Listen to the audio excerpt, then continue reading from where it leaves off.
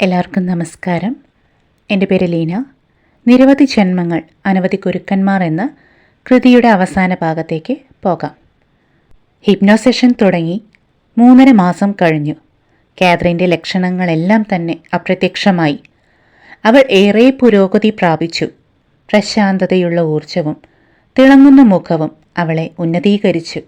ആശുപത്രിയിലെ ക്യാൻറ്റീനിൽ ഭക്ഷണം കഴിക്കാനായി അവൾ പോയാൽ ആളുകൾ അവൾക്കൊപ്പം ഇരുന്ന് ഭക്ഷണം കഴിക്കാൻ മത്സരിച്ചു തുടങ്ങി. നീ സൗന്ദര്യമുള്ളവളാണ്, അത് പറയാനായിട്ടാണ് ഞങ്ങൾ നിന്റെ അടുത്ത് വന്നത് എന്നൊക്കെയായിരുന്നു അവരുടെ കമൻറ്റ്. അതേ ഭക്ഷണശാലയിൽ ആരാലും ശ്രദ്ധിക്കപ്പെടാതെ വർഷങ്ങളോളം കാതറി ഭക്ഷണം കഴിച്ചിട്ടുണ്ടായിരുന്നു. ഇപ്പോൾ അദൃശ്യമായ അതീന്ദ്രിയ പ്രഭയിൽ അവൾ അവർക്കെല്ലാവർക്കും പ്രസന്നതയും പ്രദാനം ചെയ്തു. ഹിപ്നോസെഷൻ നടക്കുന്നുണ്ടായിരുന്നു. അവൾ പൂർവ്വജന്മത്തിലേക്ക് പ്രവേശിച്ചു. ആ ജന്മത്തിൽ ഒരു പർവ്വത പ്രദേശത്തിനടുത്തുള്ള ഒരു ഗ്രാമം, ഒരു വണ്ടിയിൽ വൈക്കോൽ അവൾ കണ്ടു. അതിൽ കുറേ ആളുകളുണ്ട്. അവരുടെ കയ്യിൽ കൊടിയുമുണ്ട്. ഒരു യുദ്ധത്തിൻ്റെ പ്രതീതി അവിടെയുണ്ട്. ഡെൻമാർക്കുമായി യുദ്ധം നടക്കുന്ന സമയമാണെന്ന് തോന്നുന്നു. മൂർസ് എന്ന അറേബ്യൻ വംശക്കാരെക്കുറിച്ച് അവർ സംസാരിക്കുന്നുണ്ട്. കാതറിൻ ഒരു പുരുഷനാണ്, പലചരക്ക് വിൽക്കുന്നയാൾ. മുമ്പ് നടന്ന യുദ്ധത്തിൽ മകനെ നഷ്ടപ്പെട്ടിരുന്നു. മകളുടെ വിവാഹം കഴിഞ്ഞ് അവൾ വേറെയാണ് താമസം. വീട്ടിൽ ഭാര്യ മാത്രമേയുള്ളൂ കൂടെ. മറ്റുള്ള ബന്ധുക്കളെക്കുറിച്ച് ഡോക്ടർ ബ്രിയാൻ അന്വേഷിച്ചു. ഒരു സഹോദരി കൂടെയുണ്ടെന്നും പക്ഷേ തിരിച്ചറിയാൻ വയ്യെന്നും അവൾ പറഞ്ഞു. എന്നുവെച്ചാൽ വർത്തമാന ജീവിതത്തിൽ ഇവരെ ആരെയും കാതറിന് തിരിച്ചറിയാൻ കഴിയുന്നില്ലായിരുന്നു. കൂട്ടമായി പുനർജനിക്കുമെങ്കിൽ അവൾക്ക് വർത്തമാനകാലത്തെ ആരെയെങ്കിലും തിരിച്ചറിയാൻ കഴിയുമെന്ന് ഡോക്ടർ കരുതി. ഡോക്ടർ ബ്രിയാൻ അവളെ അവളുടെ ജന്മത്തിലെ അവസാന നാളുകളിലേക്ക് നയിച്ചു. കാതറിൻ ശരീരം വേർപിരിഞ്ഞു കഴിഞ്ഞു. വിശ്രമാവസ്ഥയിൽ അല്ലെങ്കിൽ ആത്മീയാവസ്ഥയിലേക്ക് അവൾ പ്രവേശിച്ചു. പെട്ടെന്ന് അവൾ സംസാരിക്കാൻ തുടങ്ങി. അവളുടെ ശബ്ദം ഉച്ചത്തിലുള്ളതും അഗാധവുമായിരുന്നു. അത് കാതറിൻ അല്ലായിരുന്നു. 7 തലങ്ങളുണ്ട്. 7 തലങ്ങൾ. അതിൽ ഓരോന്നിലും പല തട്ടുകളുമുണ്ട്. അതിലൊരെണ്ണം പരിചിന്തനത്തിൻ്റേതാണ്. ആ തട്ടിൽ വരുമ്പോൾ കടന്നുപോയ ജീവിതം പുനരവലോകനം ചെയ്യാൻ അവസരം കിട്ടുന്നു. കഴിഞ്ഞുപോയ ജീവിതം മുഴുവൻ കാണാനും സാധിക്കുന്നു. ഈ തലത്തിൽ നിന്നുകൊണ്ട് തൊട്ടു മുമ്പുണ്ടായിരുന്ന ജീവിതത്തെ മാത്രമേ പുനരവലോകനം ചെയ്യാൻ സാധിക്കുകയുള്ളൂ. എന്നാൽ മുകളിലെ തലങ്ങളിൽ നിലനിൽക്കുന്നവർക്ക് പൂർവ്വജന്മചരിത്രം അവലോകനം ചെയ്യാൻ സാധിക്കും. അവർക്ക് പിൻകാല ചരിത്രം അവലോകനം ചെയ്ത് നമ്മളെയൊക്കെ പലതും പഠിപ്പിക്കുവാനും സാധിക്കും. എന്നാൽ താഴെ നിലനിൽക്കുന്നവർക്ക് കഴിഞ്ഞുപോയ സ്വന്തം ജീവിതത്തെക്കുറിച്ച് മാത്രം അറിവുണ്ടായിരിക്കും. നമുക്ക് തിരിച്ചു നൽകേണ്ടതായിട്ടുള്ള കടബാധ്യതകളുണ്ട്. ഒരു ജീവിതത്തിൽ ഈ കടങ്ങൾ വീട്ടിയില്ലെങ്കിൽ പ്രസ്തുത ബാധ്യതകളുമായി നാം അടുത്ത ജന്മത്തിലേക്ക് പോകുന്നു, അതേ കടം വീട്ടുവാനായിട്ട്. അങ്ങനെ കടങ്ങൾ വീട്ടി നമ്മൾ പുരോഗതി കൈവരിക്കുന്നു. ഭൗതിക ശരീരത്തിൽ നിലനിന്നുകൊണ്ട് ഒരു ജീവിതം മുഴുവൻ പണിപ്പെടുന്നു.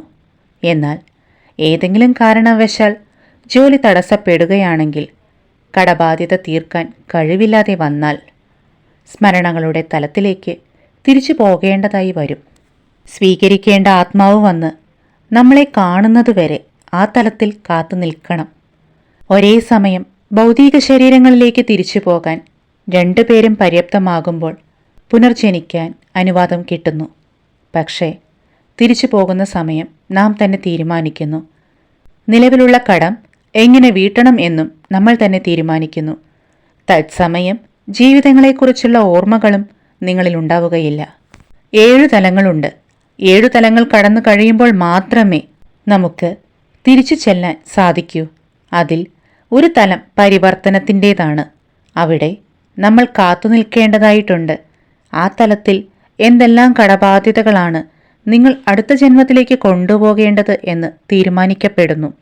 നമ്മളിൽ എല്ലാവരിലും മുന്തിച്ചു നിൽക്കുന്ന ഏതെങ്കിലും ഒരു പ്രവണതയുണ്ടാകും.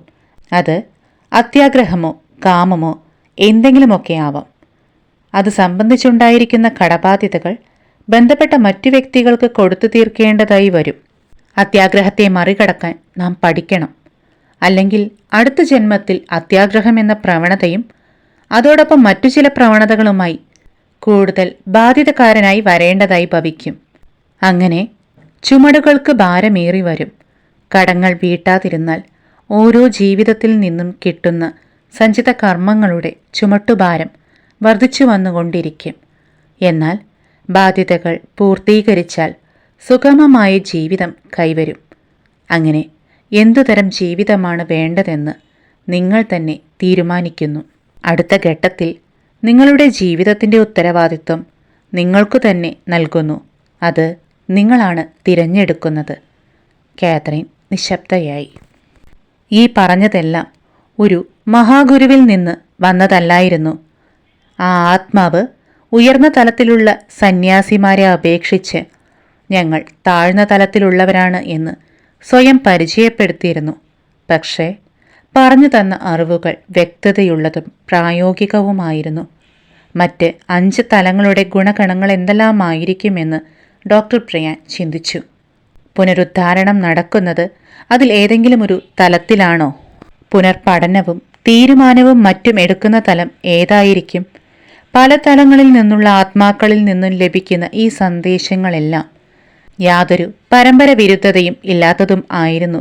പറഞ്ഞു തരുന്ന രീതി, പദപ്രയോഗം ഇവ വ്യത്യസ്തമായിരുന്നെങ്കിലും വിഷയം ഒന്നുതന്നെയായിരുന്നു.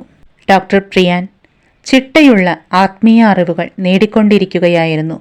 ഈ അറിവ് സ്നേഹം, വിശ്വാസം, പ്രത്യാശ, അനുകമ്പ എന്നീ നന്മകളെക്കുറിച്ചായിരുന്നു.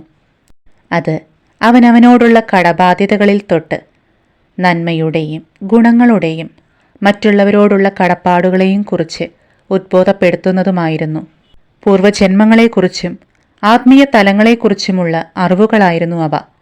സ്നേഹം, അറിവ്, ഐക്യം എന്നീ ഗുണങ്ങൾ ആർജിച്ചുകൊണ്ടുള്ള ആത്മാവിൻ്റെ മുന്നോട്ടുള്ള പുരോഗതിയെക്കുറിച്ചായിരുന്നു പ്രസ്തുത അറിവുകൾ.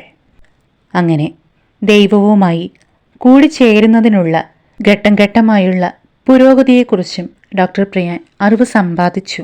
പ്രായോഗിക ജീവിതത്തിലേക്കുള്ള ഉപദേശങ്ങളും ധാരാളമുണ്ടായിരുന്നു.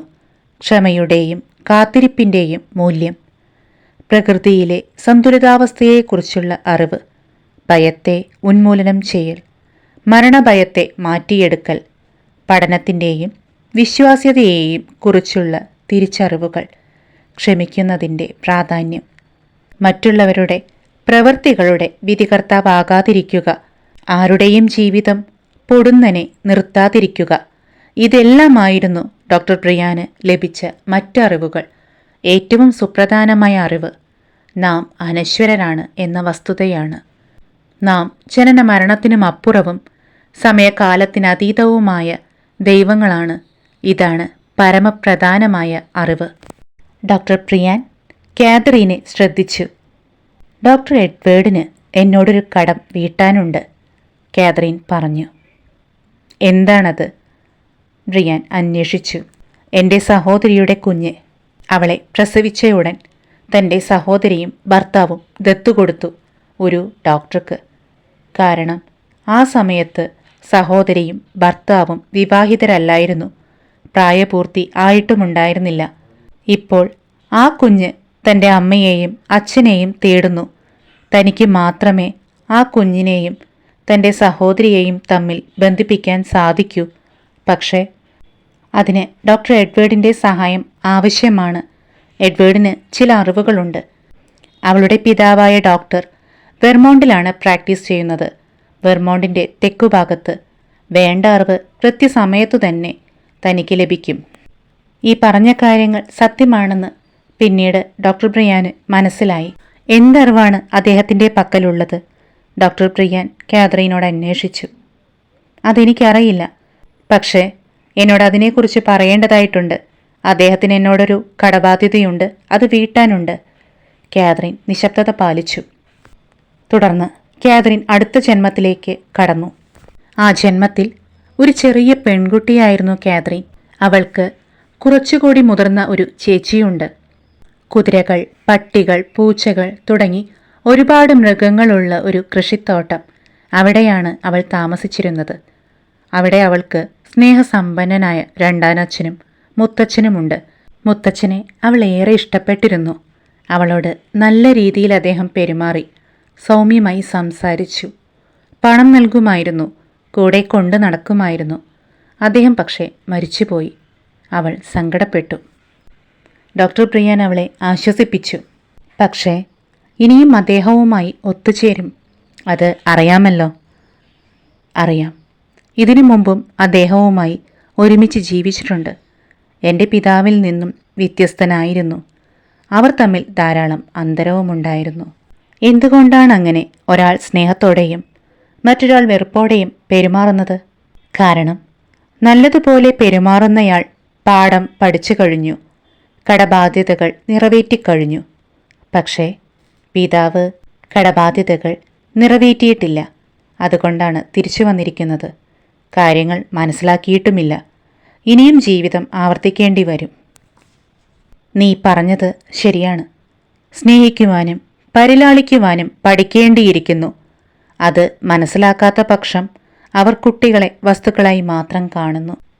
സ്നേഹമില്ലാതെ പെരുമാറുന്നു. നിന്റെ പിതാവിനെ പോലെ. അദ്ദേഹം ഈ പാഠം പഠിക്കേണ്ടതായിട്ടുണ്ട്. ഭൗതിക ജീവിതത്തിലും പല തലങ്ങളുണ്ട്. ശൈശവം, ബാല്യകാലം, കൗമാരം, യൗവനം തുടങ്ങി പരിണാമ പ്രക്രിയയിലെ ഓരോ തട്ടുകൾ. നമ്മുടെ ലക്ഷ്യത്തിലെത്തുന്നതിന് മുമ്പായി പല ഘട്ടങ്ങളും കഴിയേണ്ടതായിട്ടുണ്ട്. ഭൗതിക ജീവിതത്തിൽ ഈ ഘട്ടങ്ങളെല്ലാം വിഷമകരമാണ്. അവിടെ വിശ്രമജീവിതം നയിച്ച് കാത്തിരിക്കുന്നു. നിലവിൽ വിഷമകരമായ ഘട്ടങ്ങളാണ് നാം കടന്നു പോകുന്നത്. സൂക്ഷ്മ ശരീരത്തിലാകുമ്പോൾ എത്ര തലങ്ങളുണ്ട്? ഡോക്ടർ ചോദിച്ചു. 7 തലങ്ങൾ. അവൾ ഉത്തരം നൽകി. ഏതൊക്കെയാണവ? നേരത്തെ സെഷനിൽ പരാമർശിച്ചിരുന്ന 2 തലങ്ങളെക്കുറിച്ചുള്ള വിവരങ്ങൾക്കപ്പുറത്ത് അറിയാൻ വേണ്ടിയായിരുന്നു പ്രസ്തുത ചോദ്യം. ഞാൻ 2 തലങ്ങളിൽ കൂടി മാത്രമേ കടന്നുപോയിട്ടുള്ളൂ. പരിണാമതലവും പുനരവലോകന തലവും മാത്രം. കടബാധ്യതകളെക്കുറിച്ച് നമ്മൾ പഠിച്ചല്ലോ. അത് വളരെ പ്രാധാന്യമുള്ളതാണ്. എന്നേക്കാൾ താങ്കൾക്കാണത് പ്രാധാന്യം നിറഞ്ഞത്. ഡോക്ടർ മുമ്പും ഇത് കേട്ടിട്ടുണ്ട്. ഡോക്ടർ പ്രിയാന് തന്നെയാണിത് പ്രാധാന്യം. കാത്രീനെ സഹായിക്കാൻ മാത്രമല്ല, ഡോക്ടർക്കും ഗുണപ്രദമാണ് ഈ വിവരങ്ങൾ. അതിനേക്കാൾ വലിയ എന്തെങ്കിലും ഉദ്ദേശം ഉണ്ടെങ്കിൽ പോലും ഡോക്ടർ പ്രിയാൻ വിസിന് അതെന്തായിരിക്കുമെന്ന് ഊഹിക്കാൻ കഴിയുമായിരുന്നില്ല. നീ വളരെ മെച്ചപ്പെട്ടിട്ടുണ്ട്. എന്തുകൊണ്ടാണ് ആൾക്കാർ നിന്നോട് ഇപ്പോൾ ആകൃഷ്ടരാകുന്നത്? കാരണം ഞാൻ എല്ലാവിധ ഭയങ്ങളിൽ നിന്നും വിമുക്തമാക്കപ്പെട്ടിരിക്കുന്നു. എനിക്ക് മറ്റുള്ളവരെ സഹായിക്കാൻ സാധിക്കും. അവർ അതീന്ദ്രതയാൽ എന്നോട് ആകർഷിക്കപ്പെടുകയാണ്. എനിക്ക് ഭീതിയില്ല, കാത്രീൻ പറഞ്ഞു. ഡോക്ടർ പ്രിയാൻ പുഞ്ചിരിച്ചുകൊണ്ട് പറഞ്ഞു. ശരി, ഞാൻ നിന്നെ തുടർന്നും സഹായിക്കാം. കാത്രീൻ പറഞ്ഞു. എനിക്കറിയാം. കാരണം നിങ്ങളെൻ്റെ ഗുരു ആയിരുന്നല്ലോ. ഭയഭീതികളിൽ നിന്നും വിമുക്തി നേടിയ കാത്രീൻ വളരെ ആരോഗ്യവതിയായി കാണപ്പെട്ടു. തുടർന്ന് നടത്തിയ സെഷനുകളിൽ പൂർവ്വജന്മ ഓർമ്മകൾ ആവർത്തിച്ചു വന്നുകൊണ്ടിരുന്നു. ചികിത്സയുടെ അവസാന ഘട്ടത്തിൽ പ്രവേശിച്ചെന്ന് ഡോക്ടർ പ്രിയാന് മനസ്സിലായി. അടുത്ത ഹിപ്നോസ് സെഷനിൽ അവൾ പ്രതിമ നിർമ്മിക്കുകയാണ്. അടുത്തായി ആളുകൾ മൺകലങ്ങൾ നിർമ്മിക്കുന്നു. എല്ലാം വിൽക്കാനായിട്ടാണ്. പ്രഭുക്കന്മാർക്കും അങ്ങാടിയിലേക്കും. അവിടെ ആളുകൾ ഭയത്തോടെയാണ് കഴിഞ്ഞിരുന്നത്. കാരണം ധാരാളം പേർ അസുഖത്താൽ മരണപ്പെടുന്നു. ഇത് മുൻപ് കേട്ട കഥയായി ഡോക്ടർ പ്രിയാന് തോന്നി. ഭയത്തിൽ അധിഷ്ഠിതമായ പുരാതന മതത്തെ ഡോക്ടർ പ്രിയാൻ തിരിച്ചറിഞ്ഞു. ഓസിറിസും ഹതോറും ഉണ്ടായിരുന്ന മതം. ദൈവകോപത്താലാണ് അസുഖം പടരുന്നതെന്ന് അവർ ധരിച്ചു വെച്ചിരുന്നു. അവളുടെ അച്ഛനും സഹോദരനും അസുഖത്താൽ മരണപ്പെട്ടു. അവിടെ ഒരു മൃഗബലി നടക്കുകയാണ്. ഒരു ആട്ടിൻകുട്ടിയെ ബലിക്കായി കൊണ്ടുവന്നിരിക്കുന്നു. കാത്രീൻ വളരെയേറെ സങ്കടപ്പെട്ടു. കാത്രീൻ്റെ ശബ്ദം ഉയർന്നു. ഒരു മഹാഗുരുവിൻ്റെ ആവിർഭാവം. ഈ തലത്തിലാണ് ആത്മാക്കൾക്ക് സ്വയം അവർക്ക് താൽപ്പര്യമുള്ള ആൾക്കാരുടെ സന്നിധിയിൽ ഭൗതികമായി പ്രത്യക്ഷമാകാൻ സാധിക്കുന്നത്. തത്സമയം തിരിച്ചുവരവിനുള്ള അനുവാദം കിട്ടുന്നു. പക്ഷേ എന്തെങ്കിലും കാര്യങ്ങൾ ചെയ്തു തീർക്കണമെന്നുണ്ടെങ്കിൽ മാത്രം ഈ തലത്തിൽ അന്യോന്യം വാർത്താവിനിമയവും സാധ്യമാണ്. ഇവിടെ അതീന്ദ്രിയ ശക്തികൾ ഉപയോഗിച്ച് ആത്മാക്കൾക്ക് ഭൗതിക ശരീരത്തിലുള്ളവരുമായി വാർത്താവിനിമയം നടത്തുവാൻ സാധിക്കുന്നു. അനേകം രീതികളുണ്ട് ഇതിനായി. ചിലർക്ക് ആളുകളുടെ മുന്നിൽ ഭൗതികമായി പ്രത്യക്ഷപ്പെടാൻ സാധിക്കും. മറ്റു ചിലർക്ക് അതീന്ദ്രിയത ഉപയോഗിച്ച് വസ്തുക്കൾ ചലിപ്പിച്ച് മറ്റുള്ളവരുമായി സമ്പർക്കം പുലർത്തുവാൻ കഴിയും. ഈ തരത്തിൽ പോകുന്നത് കൊണ്ട് പ്രയോജനമുണ്ടെങ്കിൽ മാത്രമേ പോവുകയുള്ളൂ. ഭൗതിക തലത്തിലുള്ളവരുമായി പൂർത്തിയാക്കേണ്ടതായ ശേഷിച്ചു പോയ എന്തെങ്കിലും കരാറുകൾ നിർവഹിക്കണമെങ്കിൽ മാത്രം ഈ തലത്തിലേക്ക് പോകാവുന്നതാണ്. അതുമാത്രം. നിങ്ങളുടെ ജീവിതം പൊടുന്നനെ അവസാനിച്ചുവെങ്കിൽ അത് ഈ തലത്തിലേക്ക് പോകാനുള്ള മതിയായ കാരണമാണ്. പലരും ഈ തലം തിരഞ്ഞെടുക്കുന്നുണ്ട്. കാരണം ഭൗതിക തലത്തിലുള്ളവരെ ഈ തലത്തിൽ നിന്നും ദർശിക്കുവാൻ സാധിക്കും. എന്നാൽ പലരും സന്ദേശമയക്കാൻ മുതിരാറില്ല. കാരണം ഭൗതിക തലത്തിലുള്ളവർക്ക് അത് ഭയപ്പാട് സൃഷ്ടിക്കുന്നു. കാതറിൻ നിശബ്ദയായി. അവൾ വിശ്രമമെടുക്കുന്നതുപോലെ തോന്നി. പിന്നീട് സാവധാനം മന്ത്രിക്കാൻ തുടങ്ങി. ഞാനൊരു പ്രഭാപൂരം കാണുന്നു. അത് എന്തോ ഒരു തുടക്കമാണ്, ഒരു പുനർജന്മമാണ്. ഡോക്ടർ പ്രിയാൻ സാവധാനത്തിൽ ചോദിച്ചു. നമ്മെപ്പോലെ ഭൗതിക ശരീരത്തിലുള്ളവർക്ക് ആ ജ്യോതിയെ, അതിൻ്റെ ഊർജത്തെ എങ്ങനെ അനുഭവിക്കാൻ കഴിയും? ഊർജം എങ്ങനെ സ്വീകരിക്കാൻ കഴിയും? കാതറിൻ പറഞ്ഞു. അവരുടെ മനസ്സുകൊണ്ട് സാധിക്കും. അവർ നല്ല പ്രശാന്തതയുടെ അവസ്ഥയിലായിരിക്കണം. തത്സമയം നിങ്ങൾ ഊർജം ചെലവാക്കാതെയിരിക്കും. അപ്പോൾ ആ പ്രകാശത്തിൻ്റെ ഊർജം നിങ്ങൾ സ്വീകരിക്കാൻ സജ്ജനാകുന്നു. നവോന്മേഷം ലഭിക്കുന്നു. ഉറങ്ങുമ്പോഴും നവോന്മേഷം ലഭിക്കും. കാതറിൻ അവളുടെ ഉയർന്ന ബോധാവസ്ഥയിലായിരുന്നു. അതുകൊണ്ട് കൂടുതൽ കാര്യങ്ങൾ ചോദിച്ചറിയാൻ ഡോക്ടർ പ്രിയാൻ തീരുമാനിച്ചു. നീ എത്ര തവണ പുനർജനിച്ചിട്ടുണ്ട്? അതെല്ലാം ഇതേ പരിസരത്തിൽ, അതായത് ഭൂമിയിൽ തന്നെയായിരുന്നോ? അല്ല, എല്ലാം ഇവിടെ ആയിരുന്നില്ല. മറ്റേത് തലങ്ങളിലും സ്ഥലങ്ങളിലുമാണ് നീ പോകാതിരുന്നത്? ഈ പരിസരത്ത് ചെയ്യേണ്ടത് മുഴുവൻ ഞാൻ ചെയ്തു തീർത്തിട്ടില്ല. ജീവിതത്തിൻ്റെ എല്ലാ വശങ്ങളും അനുഭവിക്കാതെ മുന്നോട്ടു പോകാൻ പറ്റില്ല. കൂടുതൽ ജീവിതങ്ങൾ ഇനിയുമുണ്ടാവും. കടബാധ്യതകളെല്ലാം തീരുന്നതുവരെ തുടർന്നു പോകും. പക്ഷേ നീ പുരോഗതി കൈവരിക്കുന്നുണ്ടല്ലോ, ഡോക്ടർ നിരീക്ഷിച്ചു. എപ്പോഴും പുരോഗതി കൈവരിക്കുന്നുണ്ട്. ഭൂമിയിൽ എത്ര തവണ നീ ജീവിച്ച് മരിച്ചു? 86 തവണ. അതെല്ലാം നീ ഓർക്കുന്നുണ്ടോ? ഉണ്ടാകും. അത് ഓർക്കുന്നതുകൊണ്ട് എന്തെങ്കിലും പ്രയോജനമുണ്ടാകുമ്പോൾ മാത്രം. ഇതുവരെ കാതറിൻ 10 12 ജന്മങ്ങളിലുണ്ടായ പ്രസക്തമായ സംഭവങ്ങളുടെ ഓർമ്മയിൽ കൂടി മാത്രമേ കടന്നുപോയിരുന്നുള്ളൂ. അവയിൽ പലതും ഈയിടെയായി ആവർത്തിക്കപ്പെടുകയും ചെയ്യുന്നുണ്ടായിരുന്നു. ബാക്കിയുള്ള 75ഓളം ജന്മങ്ങളിലെ ഓർമ്മകൾ ആവശ്യമുള്ളതായി തോന്നിയിട്ടുണ്ടാവില്ല കാതറിന്. കാരണം അവശ്യം പുരോഗതി മേൽ പറഞ്ഞ ഓർമ്മകളിൽ കൂടി കൈവന്നിട്ടുണ്ട്. തുടർന്നുള്ള ഘട്ടങ്ങളിലെ പുരോഗതി പൂർവജന്മ ഓർമ്മകളുമായി ബന്ധപ്പെട്ടായിരിക്കുകയില്ല എന്നുകൂടി ഡോക്ടർ കണക്കുകൂട്ടി. അവളുടെ ഭാവിയിലെ പുരോഗതി തൻ്റെ സഹായത്തോടുകൂടി ആയിരിക്കണമെന്നില്ല. ഇപ്രകാരം ഡോക്ടർ പ്രിയാൻ്റെ ചിന്തകൾ തുടർന്നപ്പോൾ കാതറിൻ മന്ത്രിക്കാൻ തുടങ്ങി. ചിലർ മയക്കുമരുന്നിൻ്റെ ഉപയോഗത്തിലൂടെ സൂക്ഷ്മതലങ്ങളെ പ്രാപിക്കാറുണ്ട്. പക്ഷേ അനുഭവിക്കുന്ന കാര്യങ്ങൾ അവർക്ക് മനസ്സിലാക്കാൻ കഴിയുകയില്ല. എന്നിരുന്നാലും അവർക്ക് കടന്നു ചെല്ലാൻ അനുവാദം കിട്ടുന്നു. നിനക്ക് അതീന്ദ്രിയ ജ്ഞാനം ഉപയോഗിച്ച് ഭൗതിക തലത്തിൽ പുരോഗതി കൈവരിക്കുവാൻ സാധിക്കുകയില്ലേ? പ്രസ്തുത കഴിവുകൾ നിനക്ക് വർദ്ധിച്ചു വരുന്നതായി ഞാൻ കാണുന്നുണ്ടല്ലോ, ഡോക്ടർ പ്രിയാൻ ചോദിച്ചു. ശരിയാണ്, അത്തരം കാര്യങ്ങൾ പ്രസക്തമാണ്. പക്ഷേ ഭൗതിക തലത്തേക്കാൾ സൂക്ഷ്മതലങ്ങളാണ് അതിന് കൂടുതൽ പ്രസക്തി. അത് പരിണാമ പ്രക്രിയയുടെയും വളർച്ചയുടെയും ഭാഗമാണ്. സഹവർത്തിത്വത്തിൽ കൂടി ഇത് വികസിപ്പിച്ചെടുക്കാം. ചിലർ കൂടുതൽ അതീന്ദ്രതയുമായി ഭൗതിക ജീവിതത്തിലേക്ക് തിരിച്ചു വന്നിട്ടുണ്ട്. അവർ സഹായം അർഹിക്കുന്നവരെ അന്വേഷിച്ച് കണ്ടുപിടിച്ച് സഹായിക്കും. അവൾ നീണ്ട നിശബ്ദതയിലേക്ക് കടന്നു. തുടർന്നവൾ മറ്റൊരു ജന്മത്തിലേക്ക് വഴുതി വീണു. ക്രിസ്ത്യൻ എന്ന നാവികന്റെ കഥയായിരുന്നു അത്. അടുത്തൊരു കടല് കാണാം. അതിനരികെ ഒരു ഗോപുരമുണ്ടെന്നും അവൾ അതിനു മുകളിൽ നിന്ന് ദൂരദർശിനിയിലൂടെ കടൽ വീക്ഷിക്കുകയാണെന്നും പറഞ്ഞു. അവൾ കുറച്ചുകൂടി വർഷങ്ങൾ മുന്നോട്ടു പോയി. ഒരു കടൽ യുദ്ധത്തിലായിരുന്നു. കയ്യിൽ പരിക്കേറ്റു.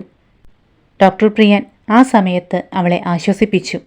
നിനക്ക് യുദ്ധത്തിൽ കുഴപ്പമൊന്നും സംഭവിക്കില്ല എന്ന് പറഞ്ഞു. വീണ്ടും ചില കാര്യങ്ങൾ ക്രിസ്ത്യൻ പറഞ്ഞു. പുസ്തകങ്ങളോടുള്ള താൽപ്പര്യത്തെക്കുറിച്ച്, കുടുംബമെന്നു പറയാൻ ആകെയൊരു സഹോദരി മാത്രമേയുള്ളൂ എന്ന കാര്യവും. ക്രിസ്റ്റിന് ഹൃദയാഘാതമുണ്ടാകുന്നതുവരെ ഡോക്ടർ ബ്രിയാൻ അവളെ കൊണ്ടുപോയില്ല. കാരണം അവൾ ക്ഷീണിതയായിരുന്നു.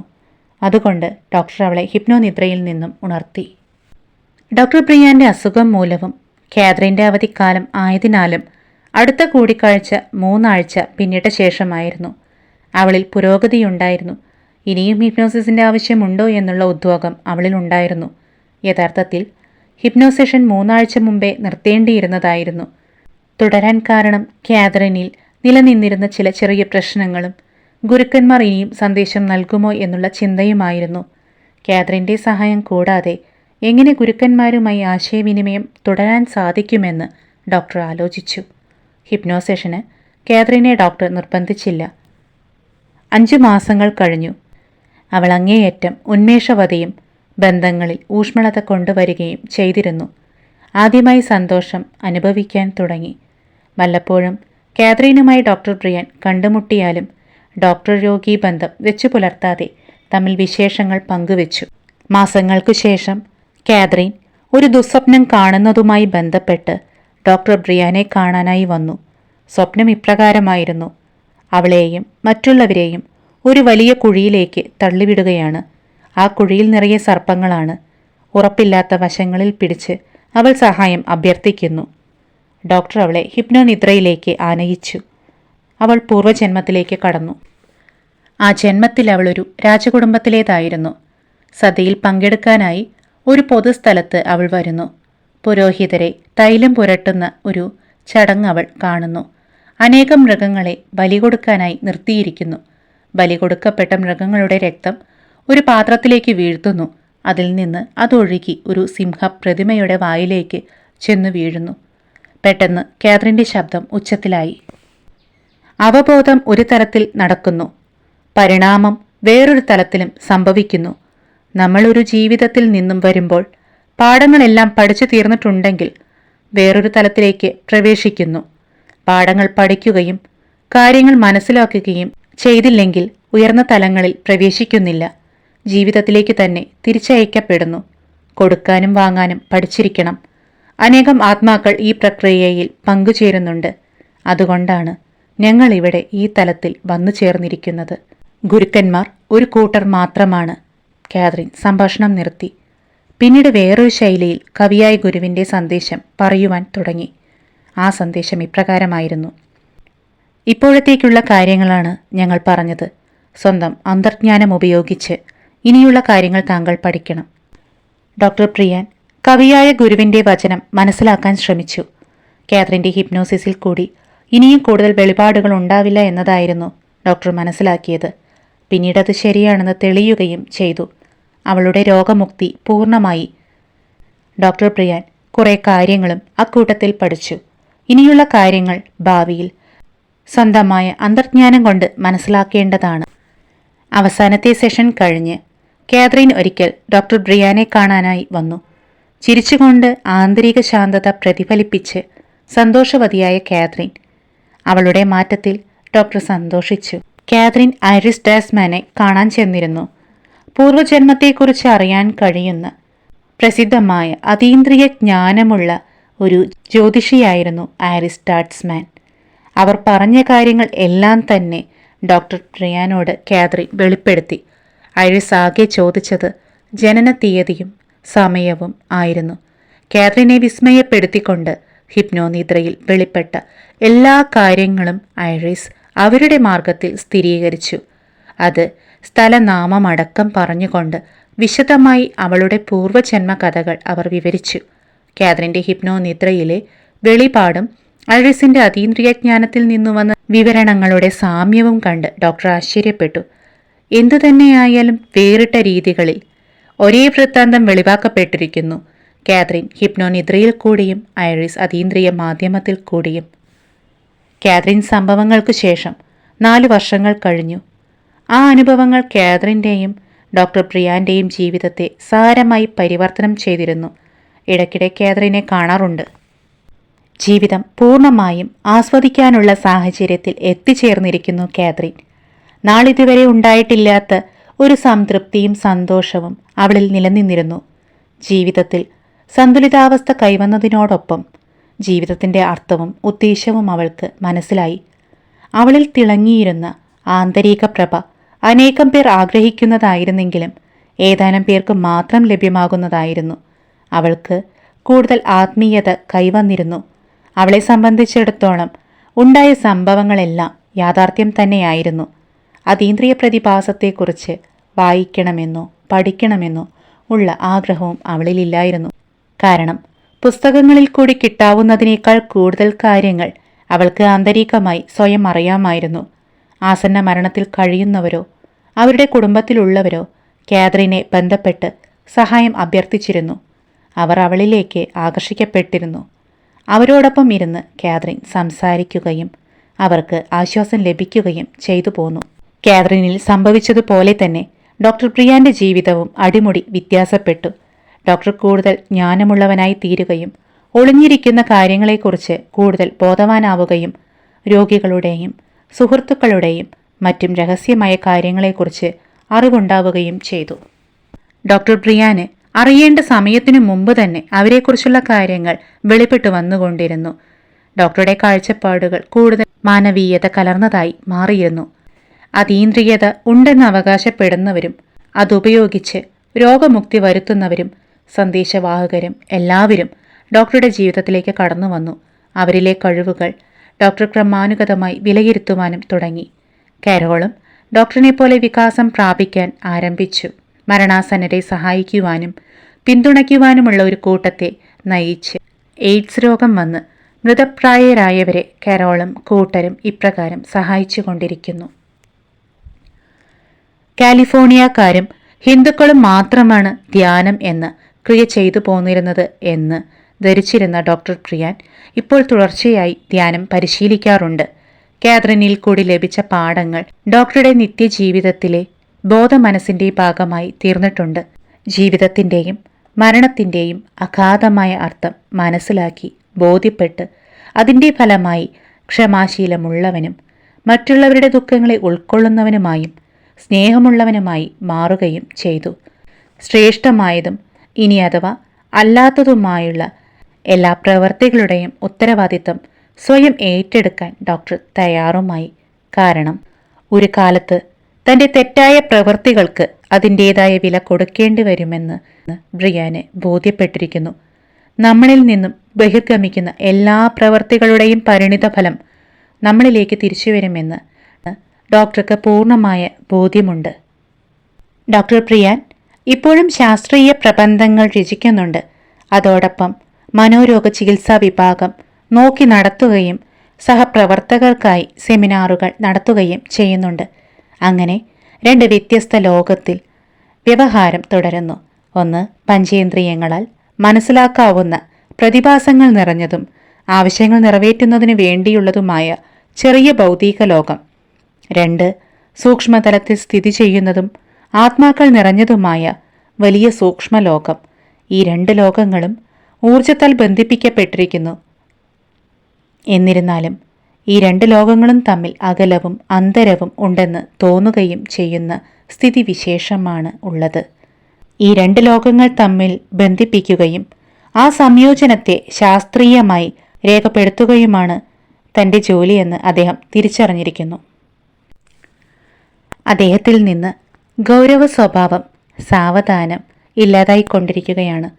ചിലപ്പോഴൊക്കെ അസാധാരണമായ ചില സ്വപ്നങ്ങൾ അദ്ദേഹത്തിന് കാണാറുണ്ട്. കാതറിനുമായുള്ള അവസാനത്തെ സെഷനുകൾ കഴിഞ്ഞുള്ള കുറേ മാസങ്ങളായി ഒരു പ്രത്യേക അവസ്ഥ നിദ്രാസമയത്ത് ഉണ്ടാവാൻ തുടങ്ങി. ചിലപ്പോൾ സ്പഷ്ടമായൊരു സ്വപ്നം കാണുമായിരുന്നു. സ്വപ്നത്തിൽ ചിലപ്പോൾ ഒരു പ്രഭാഷണം ശ്രദ്ധിച്ചുകൊണ്ടിരിക്കുകയും അല്ലാത്തപ്പോൾ ധാരാളം ചോദ്യങ്ങൾ ചോദിക്കുന്നതായും അനുഭവപ്പെട്ടു. ഉണർന്നു കഴിഞ്ഞാലുടനെ സ്വപ്നത്തിലെ ചില കാര്യങ്ങൾ ഓർക്കുകയും ആ ഓർമ്മകൾ കുറിച്ചു വയ്ക്കുകയും ചെയ്യുമായിരുന്നു. ഗുരുക്കന്മാരിൽ നിന്നും ലഭിക്കുന്ന സന്ദേശങ്ങളുടെ പ്രാധാന്യം തത്സമയം ഡോക്ടർ തിരിച്ചറിഞ്ഞിരുന്നു. സന്ദേശങ്ങൾ ഇപ്രകാരമായിരുന്നു: വിവേകം സാവധാനം മാത്രമാണ് കൈവരുന്നത്. ഭൗതികമായ അറിവുകൾ എളുപ്പത്തിൽ കരസ്ഥമാക്കാവുന്നതാണ്. പ്രകൃതിയിൽ എല്ലാം സന്തുലിതാവസ്ഥയിലാണ്. മൃഗങ്ങൾ ചെറിയ തോതിൽ മാത്രമേ നശിപ്പിക്കുന്നുള്ളൂ. പ്രകൃതി വ്യവസ്ഥകളെ ഒന്നടങ്കം ഉന്മൂലനം ചെയ്യപ്പെടുന്നില്ല. ചെടികൾ ഭക്ഷിക്കപ്പെടുന്നു, പിന്നീട് വളർന്നു വരുന്നു, നിലനിൽപ്പിന് വേണ്ടി ഉപയോഗിക്കുകയും പിന്നീട് സംഭരിക്കുകയും ചെയ്യുന്നു. പൂക്കളെ ഉപയോഗിക്കുന്നു, പഴങ്ങളെ ഭക്ഷിക്കുന്നു, പക്ഷേ വേരുകളെ നിലനിർത്തുന്നു. മനുഷ്യവർഗം സമനില എന്താണെന്ന് പഠിച്ചിട്ടില്ല. അവർ അത്യാഗ്രഹത്തിൻ്റെയും ആർത്തിയുടെയും പിടിയിൽ അകപ്പെട്ടിരിക്കുന്നു. അങ്ങനെ മനുഷ്യവർഗം ഒരു കാലം സ്വയം നശിപ്പിക്കപ്പെടും. പക്ഷേ പ്രകൃതി തുടർന്നു പോകും. ചെടികൾ അതിജീവിക്കുകയും ചെയ്യും. സന്തോഷം എന്ന തോന്നൽ യഥാർത്ഥത്തിൽ ലാളിത്യത്തിൽ വേരൂന്നിയാണ്. വിചാരങ്ങളിലും പ്രവൃത്തികളിലും മിതത്വം ഇല്ലെങ്കിൽ അത് സന്തോഷത്തെ നശിപ്പിക്കും. മതാചാര്യന്മാർ പറയുന്നത് സന്തോഷത്തിൻ്റെ അടിസ്ഥാനം ഹൃദയത്തിൽ സ്നേഹം കൊണ്ട് നിറയ്ക്കുമ്പോഴാണ് എന്നാണ്. ആ സ്നേഹം വിശ്വാസത്തിൽ അധിഷ്ഠിതമായതും സഹാനുഭൂതി നിറഞ്ഞതും പരോപകാര ക്രിയകളിൽ മുഴുകിയതുമായിരിക്കണം. അങ്ങനെ വരുമ്പോൾ ഐക്യവും സന്തുലിതാവസ്ഥയും കൈവന്നു ചേരും. എന്നാൽ ഈ കാലഘട്ടങ്ങളിൽ മനുഷ്യവർഗം വ്യത്യസ്ത ബോധാവസ്ഥയിലാണ് കഴിയുന്നത്. എന്തുകൊണ്ടാണ് നാം നമ്മോട് തെറ്റായ പ്രവൃത്തികൾ ചെയ്യുന്നത്? വ്യക്തിപരമായ നേട്ടങ്ങൾക്കു വേണ്ടി മറ്റുള്ളവരെ എന്തിന് ഉപദ്രവിക്കണം? കാരണം അതുവഴി പാഠങ്ങളിൽ നാം തോറ്റുപോവുകയല്ലേ ചെയ്യുന്നത്? നാം എല്ലാവരും ഒരേ ലക്ഷ്യത്തിലേക്ക് പ്രയാണം ചെയ്യുന്നവരാണ്. വ്യത്യസ്തമായ വേഗത്തിൽ കൂടിയാണെങ്കിലും ആരും ആരെക്കാളും വലിയവനല്ല. ഇതിനെല്ലാം ഉത്തരം വളരെ ലളിതമാണ്. സ്നേഹത്തെക്കുറിച്ചും പരസഹായത്തെക്കുറിച്ചും വായിക്കുന്നത് എളുപ്പമാണ്. പക്ഷേ അവ പ്രവൃത്തിയിൽ കൊണ്ടുവരണമെങ്കിൽ വ്യക്തിയുടെ ബോധതലത്തിൽ വ്യതിയാനം സംഭവിക്കണം. അത് ലഹരി ഉപയോഗിക്കുമ്പോൾ കിട്ടുന്ന താൽക്കാലിക ബോധവ്യതിയാനം കൊണ്ടായിരിക്കരുത്. അറിവ് ഉൾക്കൊള്ളുന്നത് വഴി സ്ഥിരതയുള്ള അവസ്ഥ കൈവരുന്നു. അത് സ്വഭാവത്തിൽ കൂടി പ്രകടിപ്പിക്കുകയും പ്രവൃത്തിയിൽ കൂടി പ്രദർശിപ്പിക്കുകയും ചെയ്യുമ്പോൾ പരിപാലിക്കപ്പെടുന്നു. ആരും ആരെക്കാളും വലിയവനല്ല എന്ന് മനസ്സിലാക്കണം. ആ തോന്നലോടെ മറ്റുള്ളവരെ സഹായിക്കണം. നാം എല്ലാവരും ഒരേ വഞ്ചി തുഴയുകയാണ് എന്ന ബോധം ഉണ്ടായിരിക്കണം. എല്ലാവരും ഒരുപോലെയാണെന്നെങ്ങനെ പറയാൻ കഴിയുന്നു? ധാരാളം വൈരുദ്ധ്യങ്ങൾ കാണുന്നുണ്ടല്ലോ. വ്യക്തികളുടെ സ്വഭാവത്തിലും രീതിയിലും സാമ്പത്തികത്തിലും കഴിവുകളിലും ബുദ്ധിയിലും എല്ലാം വ്യത്യസ്തതകൾ കാണുന്നുണ്ടല്ലോ. ഇതിനൊരുത്തരം ഒരു ഉപമയായിട്ടാണ് ഡോക്ടർക്ക് ലഭിച്ചത്. ഓരോ വ്യക്തിയിലും ഒരു വലിയ രത്നം ഒളിച്ചിരിപ്പുണ്ട്. ആ രത്നത്തിന് ആയിരക്കണക്കിന് വശങ്ങളുണ്ട്. പക്ഷേ വശങ്ങൾ ചെളി പുരണ്ടതും കറ പിടിച്ചതുമാണ്. ഓരോ വശത്തെയും കഴുകി വൃത്തിയാക്കി മിനുക്കേണ്ട ചുമതല ആത്മാവിനുണ്ട്. എല്ലാ വശങ്ങളും വൃത്തിയാക്കിയാൽ ആ രത്നം അതിമനോഹരമായി തിളങ്ങും. ചിലർ അനേകം വശങ്ങൾ കഴുകി വൃത്തിയാക്കിയിട്ടുണ്ട്. അവർ പ്രഭയോടെ തിളങ്ങുന്നു. മറ്റുള്ളവർ വളരെ കുറച്ച് വശങ്ങൾ മാത്രം വെടിപ്പാക്കിയിരിക്കുന്നു. അതുകൊണ്ട് അത്രയും തിളക്കമില്ല. ഓരോ വ്യക്തിയിലും 1000 തിളങ്ങുന്ന മുഖത്തോടു കൂടിയ വശങ്ങളുണ്ട്. ആ രത്നം വൈകല്യമറ്റതാണ്. ചുരുക്കത്തിൽ ആൾക്കാർ തമ്മിലുള്ള വ്യത്യാസം എത്രമാത്രം വശങ്ങൾ വെടിപ്പാക്കിയിട്ടുണ്ട് എന്നതു മാത്രമാണ്. എന്നാൽ എല്ലാ രത്നങ്ങളും ഒരുപോലെയുള്ളതാണ്. ഓരോന്നും പരിപൂർണതയുള്ളതുമാണ്. എല്ലാ വശങ്ങളും വെടിപ്പാക്കി പ്രഭാപൂർവം തെളിയുമ്പോൾ ആ രത്നം ഉത്ഭവിച്ച പവിത്രമായ ഊർജ്ജസ്ഥാനത്തേക്ക് തിരിച്ചു പോകുന്നു. എന്നാൽ പ്രകാശം അവിടെ തന്നെ നിലനിൽക്കും. ഊർജത്തിൽ നിന്നും രത്നം നിർമ്മിക്കുന്ന പ്രക്രിയയുടെ വിപരീത പ്രവർത്തനമാണ് നടക്കുന്നത്. അതായത് രത്നം ഊർജമായി മാറ്റുന്ന പ്രക്രിയ. സംശുദ്ധി നിറഞ്ഞ ഊർജം പലവിധ വെളിച്ചത്തിൻ്റെ വർണ്ണരാജിയിൽ നിലനിൽക്കുന്നു. ആ വെളിച്ചത്തിൽ അറിവും ബോധാവസ്ഥയും നിലനിൽക്കുന്നു. ഡോക്ടർ പ്രയാന് ലഭിച്ച അവസാനത്തെ സന്ദേശം ഇപ്രകാരമായിരുന്നു. അത് എല്ലാ മനോരോഗ ചികിത്സകരെയും ഉദ്ദേശിച്ചായിരുന്നു. ഈ സ്വപ്നത്തിൽ ഡോക്ടർ മനോരോഗ ചികിത്സകരുടെ ഒരു വലിയ സദസ്സിൽ പ്രഭാഷണം നടത്തുകയായിരുന്നു. അത് ഇപ്രകാരമായിരുന്നു: മരുന്നുകൊണ്ടുള്ള മനോരോഗ ചികിത്സയിൽ വെമ്പി നിൽക്കുന്ന നമ്മൾ പാരമ്പര്യമായി അനുവർത്തിച്ചു പോരുന്ന ചികിത്സാരീതികൾ വെടിയരുത്. നമ്മൾ മാത്രമാണ് രോഗികളുമായി ആശയവിനിമയം നടത്തുന്നത്. അത് സ്നേഹത്തോടെയും അനുകമ്പയോടെയും കൂടി ആയിരിക്കണം. ഞാൻ ആരെന്നുള്ള അറിവിനെ അധിഷ്ഠിതപ്പെടുത്തി രോഗത്തെ മനസ്സിലാക്കി എങ്ങനെ രോഗവിമുക്തി നേടാമെന്നും മനസ്സിലാക്കിയുള്ള ചികിത്സ സമയം കുറേ എടുത്താലും കൈവെടിയരുത്. പ്രത്യാശയും വിശ്വാസവും ഉപയോഗിച്ചായിരിക്കണം ചികിത്സാരീതികൾ. മറ്റു ചികിത്സാരീതികളിൽ പാരമ്പര്യമായ രീതികൾ സമയമെടുക്കുന്നതും കാര്യശേഷിയില്ലാത്തതും നിലനിൽപ്പില്ലാത്തതുമാണെന്നുള്ള ധാരണയുണ്ട്. ഈ ശാഖകളിലെ ചികിത്സകർ ടെക്നോളജിയിൽ മാത്രം വിശ്വസിക്കുകയും കമ്പ്യൂട്ടറുകൾ അപഗ്രഥിക്കുന്ന രക്തഘടനയിലും രസതന്ത്രത്തിലും മാത്രം വിശ്വസിക്കുന്നവരുമാണ്. എന്നാൽ ചികിത്സകന് തൃപ്തി നൽകുന്ന രോഗി വൈദ്യൻ ബന്ധത്തിന് അസുഖത്തെ പെട്ടെന്ന് സുഖപ്പെടുത്താമെന്ന വസ്തുത അവർ മറന്നുപോകുന്നു. ധാരണ, അനുകമ്പ എന്നീ ഗുണങ്ങൾ പ്രകടിപ്പിച്ച് രോഗി ചികിത്സക ബന്ധത്തെ പരിപോഷിക്കപ്പെട്ടത് നമ്മുടെ സഹപ്രവർത്തകർ ദർശിക്കണം. ഉയർന്ന ടെക്നോളജി ഗവേഷണത്തിനും രോഗത്തെ മനസ്സിലാക്കാനും ഉതകുന്നതാണ്. വിലമതിക്കാനാവാത്ത ചികിത്സാ ഉപകരണമാണെങ്കിലും പാരമ്പര്യാധിഷ്ഠിതമായ വ്യക്തിബന്ധത്തിൽ ഊന്നിയ രോഗി ചികിത്സക ബന്ധത്തിന് പകരം വയ്ക്കാവുന്ന ഒരു ഉപകരണമല്ല ടെക്നോളജി. മനോരോഗ ചികിത്സയാണ് ഏറ്റവും ഉത്കൃഷ്ടമായ രോഗചികിത്സ എന്ന് വേണമെങ്കിലും പറയാം. നാം പഠിപ്പിക്കുന്ന അധ്യാപകരാണ്. നമ്മുടെ റോൾ നമ്മൾ കൈവെടിയരുത് യാതൊരു കാരണവശാലും. ഇതായിരുന്നു ഡോക്ടർ പ്രിയാൻ അവസാനമായി ലഭിച്ച സന്ദേശം. ഇപ്പോഴും ഇതുപോലുള്ള ചില സ്വപ്നങ്ങൾ ലഭ്യമാകാറുണ്ട്. പക്ഷെ വല്ലപ്പോഴും മാത്രം. ചിലപ്പോൾ ധ്യാന സമയത്ത്, ചിലപ്പോൾ ഹൈവേയിൽ കാർ ഓടിച്ചു കൊണ്ടിരിക്കുമ്പോൾ. തത്സമയം ദർശനങ്ങളും പദപ്രയോഗങ്ങളും ഒക്കെ ഡോക്ടറുടെ മനസ്സിൽ വിടർന്നു വരും. ഈ വിചാരധാര സാധാരണ ചിന്താഗതിയിൽ നിന്നും വളരെ വ്യത്യസ്തമാണ്. വെളിപ്പെടുത്തലുകൾ അവസരോചിതവും ഡോക്ടർ ചിന്തിച്ചുകൊണ്ടിരിക്കുന്ന ഏതെങ്കിലും പ്രശ്നത്തിൻ്റെ യഥാർത്ഥ ഉത്തരവും ആയിരിക്കും. ഇത്തരം വെളിപ്പെടുത്തലുകൾ ദൈനംദിന ജീവിതത്തിൽ പ്രയോജനപ്പെടുത്തുന്നതോടൊപ്പം ചികിത്സയിലും ഉപയോഗിക്കുന്നു. അദ്ദേഹം തൻ്റെ സ്വന്തം അതീന്ദ്രിയ ജ്ഞാനത്തിൻ്റെ തുടർച്ചയായി ഇതിനെ കാണുന്നു. അങ്ങനെയുള്ള വെളിപ്പെടുത്തലുകൾ ഡോക്ടർക്ക് ഒരുപാട് സന്തോഷവും പകർന്നു കൊടുക്കുന്നു. ബഹുദൂരം പോകേണ്ടതാണെങ്കിലും കൃത്യമായ പാതയിലൂടെയാണ് പോയിക്കൊണ്ടിരിക്കുന്നത് എന്നതിൻ്റെ സൂചനയാണെന്ന് അദ്ദേഹം അതിനെ കരുതുന്നു. ഈ പുസ്തകം ഈ വാക്കുകളിലൂടെയാണ് അവസാനിക്കുന്നത്. എൻ്റെ സ്വപ്നങ്ങളെയും അതീന്ദ്രിയതയെയും ഞാൻ എപ്പോഴും ശ്രദ്ധിക്കാറുണ്ട്. അതുപ്രകാരം കാര്യങ്ങൾ ചെയ്യുമ്പോൾ എല്ലാം ശരിയായി ഭവിക്കുന്നു. മറിച്ചാണെങ്കിൽ ഫലം വിപരീതമായി ഭവിക്കുകയും ചെയ്യാറുണ്ട്. ഗുരുക്കന്മാർ എൻ്റെ ചുറ്റുമുണ്ടെന്ന് എനിക്ക് തോന്നുന്നു. എൻ്റെ സ്വപ്നങ്ങളും അതീന്ദ്രിയതയും ഗുരുക്കന്മാരാൽ സ്വാധീനിക്കപ്പെട്ടതാണെന്ന് ഞാൻ വിശ്വസിക്കുകയും ചെയ്യുന്നു. നിരവധി ജന്മങ്ങൾ അനവധി ഗുരുക്കന്മാർ എന്ന ഡോക്ടർ പ്രിയാൻ ബിസിൻ്റെ പ്രശസ്തമായ കൃതി അദ്ദേഹത്തിൻ്റെ സ്വന്തം അനുഭവങ്ങൾ ഇവിടെ പൂർണ്ണമാവുകയാണ്. അദ്ദേഹത്തിൻ്റെ ജീവിതത്തിൽ അപ്രതീക്ഷിതമായി കടന്നുവന്ന കാത്രീൻ എന്ന പെൺകുട്ടിയിലൂടെ അദ്ദേഹത്തിനുണ്ടായ ശ്രേഷ്ഠമായ അനുഭവങ്ങൾ അദ്ദേഹം പങ്കുവെക്കുകയാണിവിടെ. മഹത്തായ സന്ദേശങ്ങൾ എല്ലാം തന്നെ കാലാതീതമായി ഇന്നും പ്രസക്തമാണ് എന്നതാണ് ഏറ്റവും വലിയ പ്രത്യേകത. ഭൂമിയിൽ ജനിക്കുന്നു, ജീവിക്കുന്നു, മരിക്കുന്നു എന്നതിനുമപ്പുറം എന്തിനു വേണ്ടി എന്ന ചോദ്യം സ്വയം ചോദിക്കുന്ന മനുഷ്യൻ ഉത്തരം കണ്ടെത്തുന്നു. ഈ പുസ്തകത്തിൽ ഗുരുക്കന്മാരാൽ അനാവൃതമാക്കപ്പെട്ട ഓരോ സന്ദേശങ്ങളും പ്രപഞ്ച സത്യങ്ങളാണ്. വാക്കുകൾക്കപ്പുറമുള്ള അർത്ഥം കണ്ടെത്താൻ ശ്രമിക്കുന്നവർ ജ്ഞാനികളുമാണ്. നിങ്ങൾക്ക് മുമ്പിലേക്ക് ഈ പുസ്തകം എത്തിക്കാൻ കഴിഞ്ഞതിൽ ഞാൻ കൃതാർത്ഥയാണ്. വീണ്ടും കാണാം. എല്ലാവർക്കും നന്ദി, സ്നേഹം.